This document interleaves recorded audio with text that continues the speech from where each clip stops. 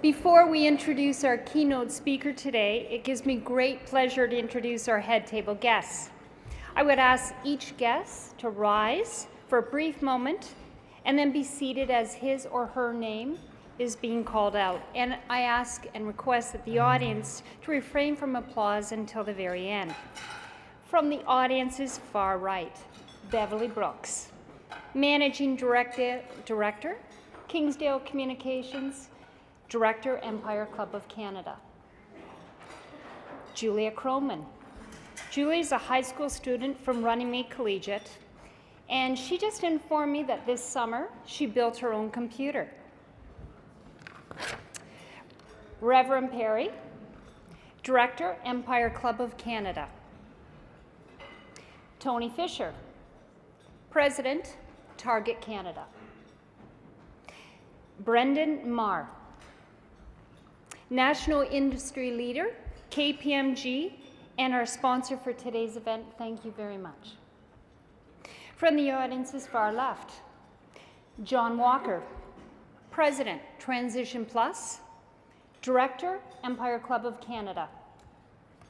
Graham Whitman, Vice President, Marketing, Ford Canada.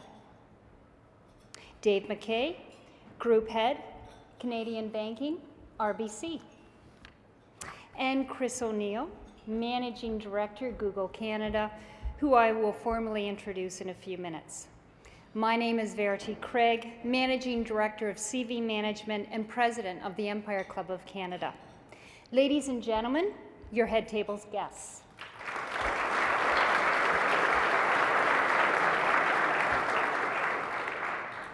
I want to very quickly recognize a few very special guests in our audience. I'm delighted to let you know that we have a table of students from Runnymede Collegiate. Students, thank you for joining us, and could you please rise and be recognized?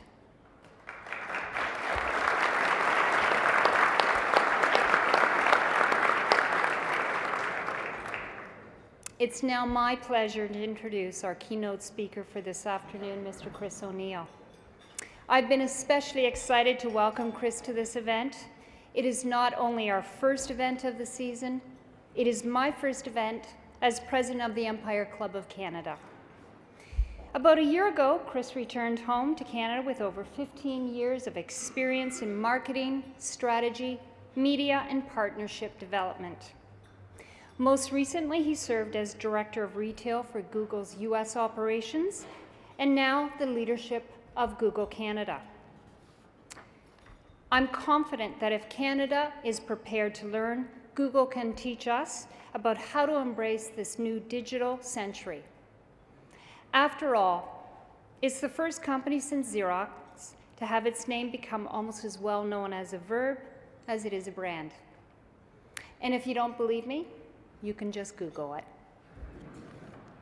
At the 2010 Canadian Internet Registration Authority's annual general meeting, Chris outlined these other facts for that audience. Now, I have to tell you, this blew me away, so I'm just going to sort of slow down on the numbers. There are 4 billion photos on Flickr. 5 billion apps have been downloaded from the Apple App Store, and 10 billion songs from iTunes. Google's index contains 1 trillion URLs. That's trillion as in the US deficit. Every minute, 25 hours of video are uploaded to YouTube. And 1 of every 6 minutes online in Canada is spent using social media. And there are more mobile phones around the world than clean toilets. That was a year ago. I can only imagine what those numbers are today. But personally, I can only hope that the number of clean toilets is catching up. Hopefully, Chris will be able to update us. Ladies and gentlemen, please join me in welcoming Chris O'Neill.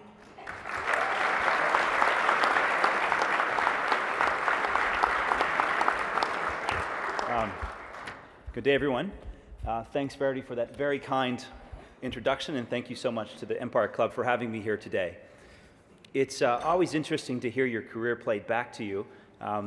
In listening to it, I have 2 thoughts. First, I'm incredibly fortunate for the opportunities that I've had.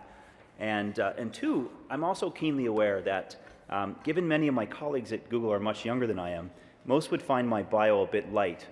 For someone at the age of 38 must clearly be in the twilight of his career. It's great to have so many young and smart colleagues to keep you in place.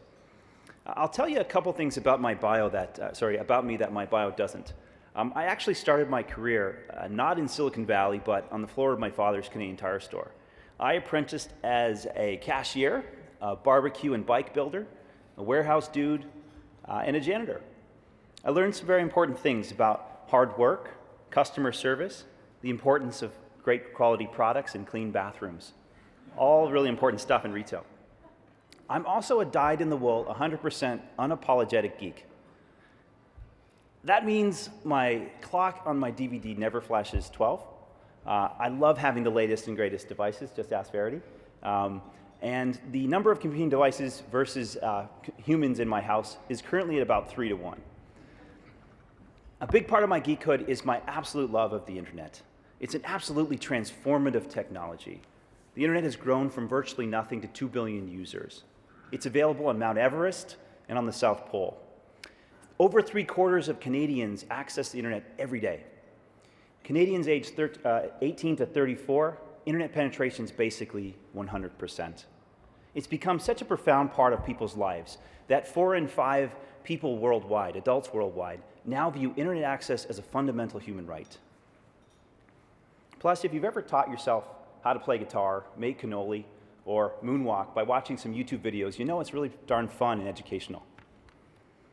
Now, having grown up in Canada and spent about 12 or so years in the US, working in finance, consulting, and high tech, I think I have a pretty well-grounded perspective into the DNA of Canadians, Canadian business, and the differences between Canadians and US. One inescapable thought that has struck me in the past year is that innovation in this country is basically broken. I think that as Canadians interested in the success of our economy and our long-term future, I think we should be concerned that we're possibly being left behind in this digital revolution. Now, we're not talking about missing out on a few HBO series by a couple years. We're talking about something much more fundamental. Inventor Douglas Engelbart said, "The digital revolution is far more significant than writing and even printing." Now, I'm going to leave that up to others to debate whether he was reaching too far, but I will say that the size and importance of the digital economy is absolutely undeniable. And furthermore, our participation in this digital economy, our ability to catch up to some of the leaders in the world, the US, the UK, Israel, and the digital economy, is really a function of our ability to innovate. Our lack of success so far in the digital economy, particularly in science and tech, will impact our standard of living. Per capita income in Canada versus the US, Canada lags by approximately 20%. I think this fact would surprise most Canadians. I think we should be concerned about it. Now, I think it's an imperative of all of us to fix innovation in this country. We need to recognize innovation as a key part of driving our standard of living in our economy and making private sector investment in science and technology a national priority. Now, my goal today is to discuss a couple things. Why we need to address this challenge around innovation, why we need to do better, and how we can do so. I'd also like to impart some of the insights from being a Google employee for about 6 years. I think we have a particular approach to innovation that is really fueling our success. And I do this so that perhaps I'll inspire some of the Canadian business leaders who want to learn from these lessons. Having grown up in a small business family in Canada, now having my own family established back here in Canada, I'm really interested as anyone else in seeing us prosper, in seeing our standard of living get better and better over time. But there's no magic door, like Mario Brothers, that we can just push to increase the standard of living. The key lies in productivity gains, which are currently lagging those of other countries with whom we compete. Our productivity growth is currently second last in the G8. Only Italy does worse.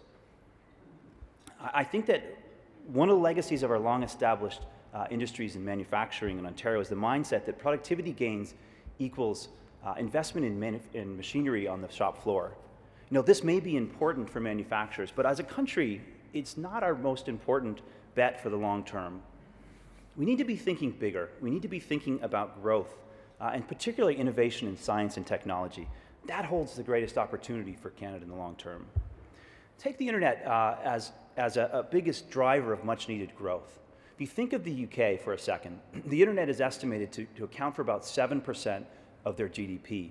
That number will grow to 10% by the year 2015. Plus research has shown companies that use the internet are growing about 4 times faster than those that do not. In short, the internet is not only making inevitable change faster, it's become an engine for economic growth. It's recast the way we communicate, it's transformed the way we learn and share information, it's empowering people everywhere and making the world more open, fairer, and more prosperous. There are some warning signs that Canada is falling behind, as I mentioned. For example, less than 50% of our businesses even have a website. Much to my wife's chagrin, e-commerce barely exists in this country. A recent study found that less than half of Canadians actually are online shoppers. And by comparison, that number is north of 60% in the US, 70% in the UK, and over 90% in South Korea. As a country, we're falling a little bit short in science and tech as well. Of the top 11 countries that make the Fortune Global 500, only one, RIM, is based in science and tech, and it ranks at 490th on that list. Now, I don't want to paint a story of doom and gloom. I'm actually very optimistic about the future. I believe that the gold ring of wealth creation through innovation just lies right beyond our grasp, and we're going to get there. Canada owns the podium across most of the web. We are the most wired nation in the world. On average, Canadians spend over 40 hours per month online. The reach of our broadband infrastructure puts us in the top 5 in the world. And while our e-commerce stats are kind of stinky, we lead the world in online banking. No other nation has more penetration of online banking than we do. In the realm of social media, 15 million Canadians visit Facebook each month, and 10 million Canadians go there every day. The truth is, we need Canadian businesses to show as much passion and enthusiasm about the web as do our citizens. We've already shown that we can do this. It's possible to create pockets of great wealth, of great, amazing, high-tech entrepreneurship, like what we see in Toronto and Waterloo. There's thriving startups that are existing in these communities. As a result, we have one promising green sprout called mobile. Canada has quickly emerged as a world leader in mobile software development, and venture capitalists are taking note as well. By my count, in 2011, we've had over 20 startups acquired by here in Canada, which I think is actually good news. And the even better news is that mobile is one of the biggest driving forces in this digital revolution that we're talking about. But doing so will require a different approach by business, and I submit government as well, which fully recognizes the opportunities that are available to us. I believe business leaders need to innovate online and place internet and mobile technologies at the core of their strategies and services. The customer experiences should really make it indistinguishable between online and offline. Retailers just simply need to embrace e-commerce. New e-commerce solutions, video formats, social media to make this happen. Advertising budgets need to be shifted aggressively online. Right now, 11% of Canadian media is spent online. And that just needs to follow where people are spending their time, which is increasingly digital. I believe every company should have a digital expansion strategy. The internet provides you all the tools to expand regionally, nationally, and internationally. Geographic borders don't translate into digital borders, and good businesses wherever you choose to make it. Government also has a very important role to play. We need to strengthen our infrastructure of the digital economy itself and remove the physical and regulatory barriers that are holding back innovation. If the government and private sector collaborate, as one example, on the building of a super fast broadband network, Canadians consumers would have the means and the access to a whole new class of high bandwidth internet applications. It would create a great opportunity for Canadians to lead in the development and marketing of these next generation applications.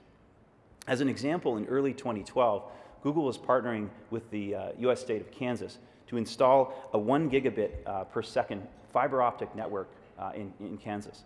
To contextualize that for you, that will mean that the people in Kansas will have internet speeds that are 500 times faster than the ones that you have in your house today. Now, I'd suggest this is an experiment that the Canadian government watch very closely so we can learn some lessons. I think it's another part of government's policy to really support startups and engineers, in particular entrepreneurs.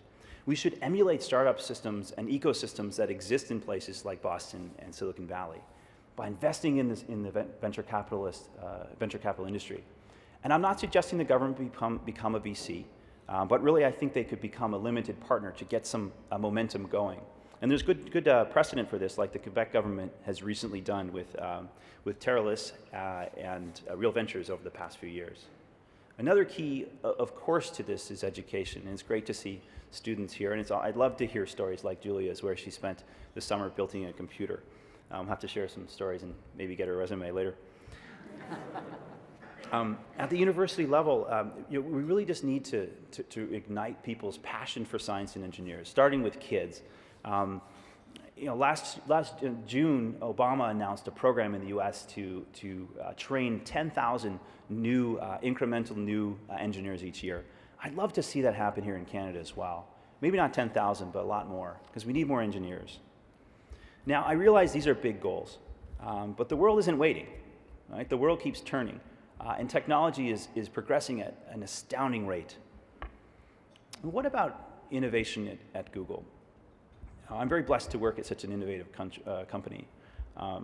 I think Google's success is really a testament to its commitment to fostering an environment where innovation can flourish. Our thinking is shaped by the engineers that started and lead our company today. If you talk to an engineer, you quickly see that they see the world slightly different. They don't accept the world as it is. They don't just adapt to the world around them. They ask simple but poignant questions. I like to think of it as a grown-up version of my 5-year-old kid Jack's constant refrain, "But why, Daddy?" They mix a passion for solving massively big problems with an innate curiosity. And wouldn't the world be a better place if we stopped to ask why? Why does it have to be this way? Isn't there a better way we could do it? I think it would be. I'm going to share 3 keys that guide my colleagues at Google around an innovative culture each and every day. I think it could help us. First, have a mission that matters. Work can be so much more than a job when it stands for something that you really care about. Google's mission is to organize the world's information and make it universally accessible and useful. This simple statement guides all of our decisions. When we start work in a new area, it's often because we see an important issue that hasn't fully been solved, where we think technology can make a difference.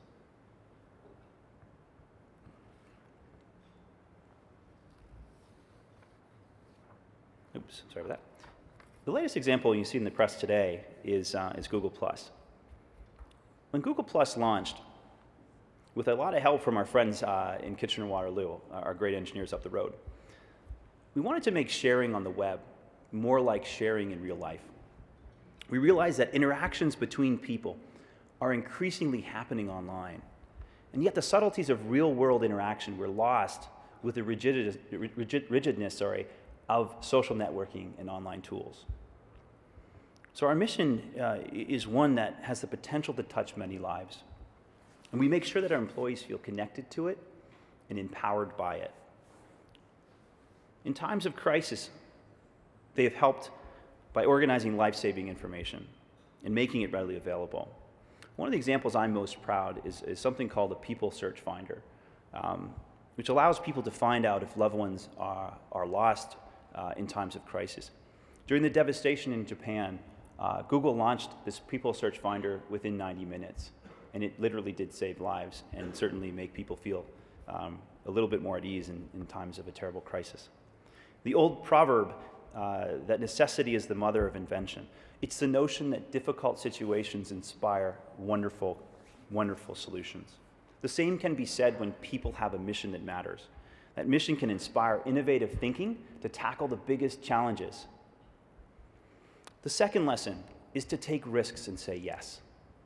With so many great ideas, knowing which ones to say yes to can be hard. But the truth is, people remember your hits far greater than they remember your misses. It's too easy, just to say no, to be cautious. And it's okay to fail, as long as you learn from that failure. Trust me, Google fails all the time. Just last week we announced we're going to shut down 10 products. That's a failure, but that's part of the price for innovation.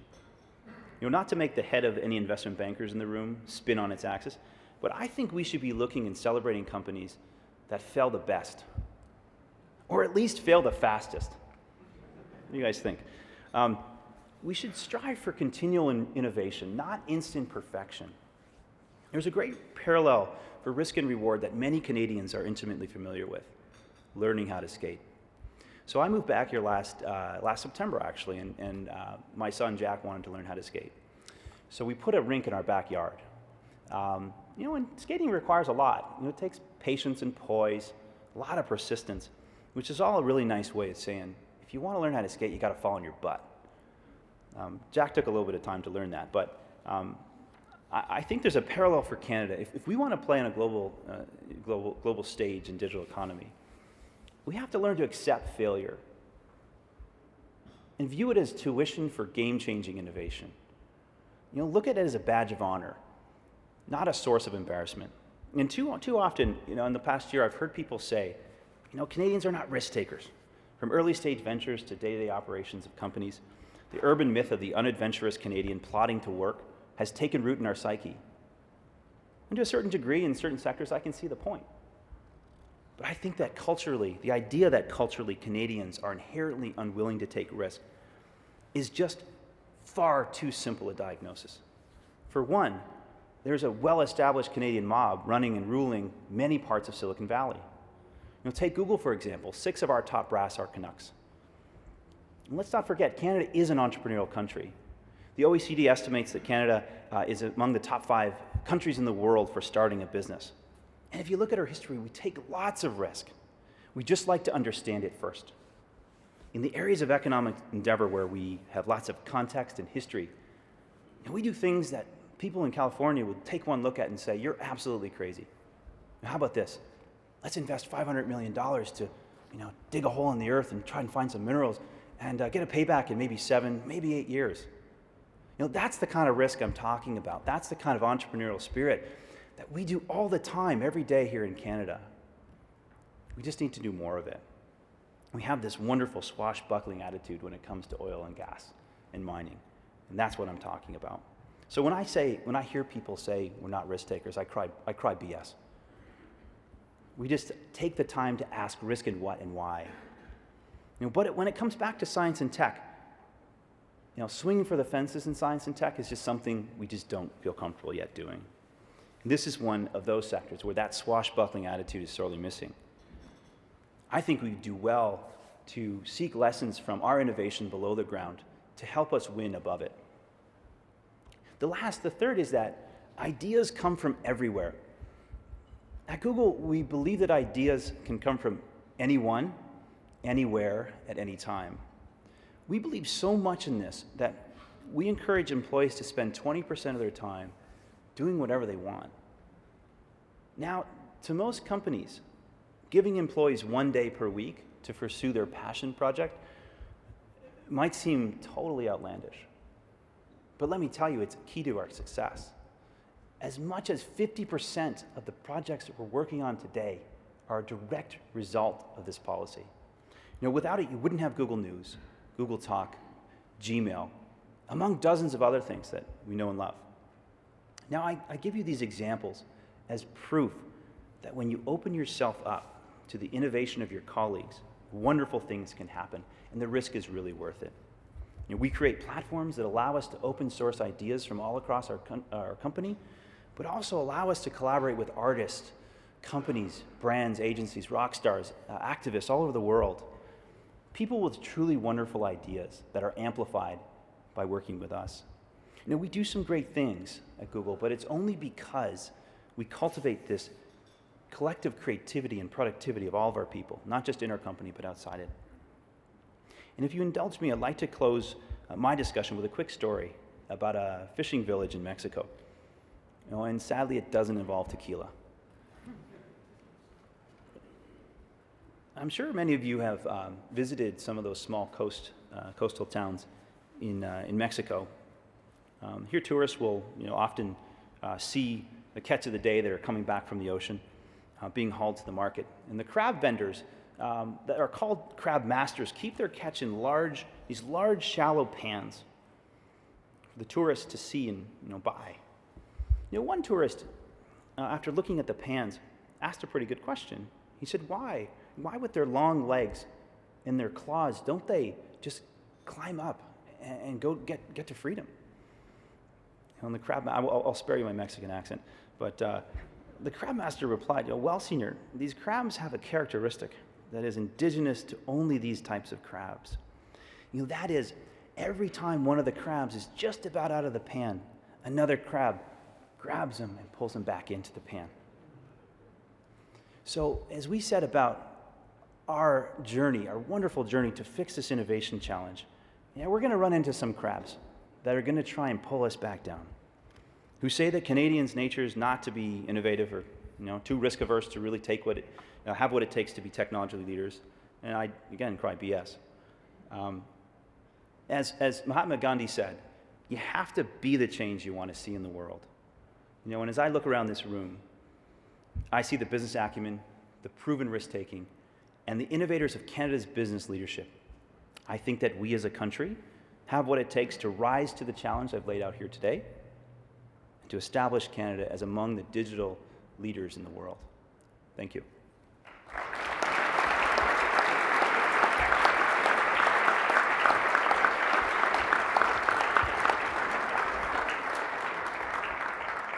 I'll now call upon Brendan Marr to do the formal thank you.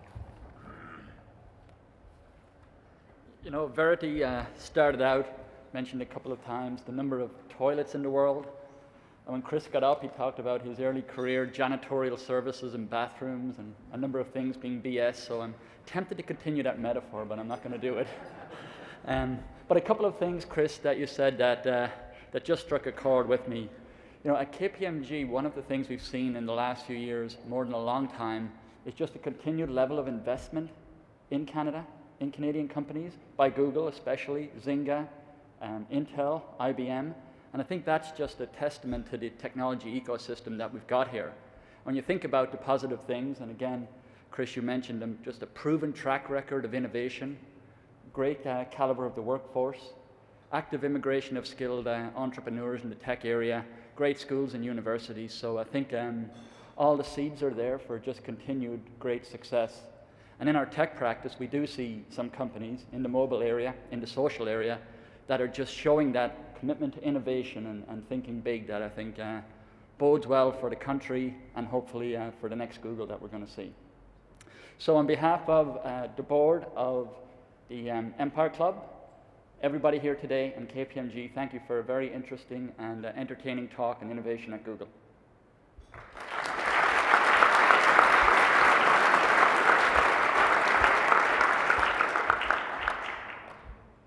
As a token of our appreciation on behalf of the Empire Club, I would like to present you, Chris, with a selection of quotes and notes of over 100 years of the Empire Club speeches. Thank you, Chris. Thank you.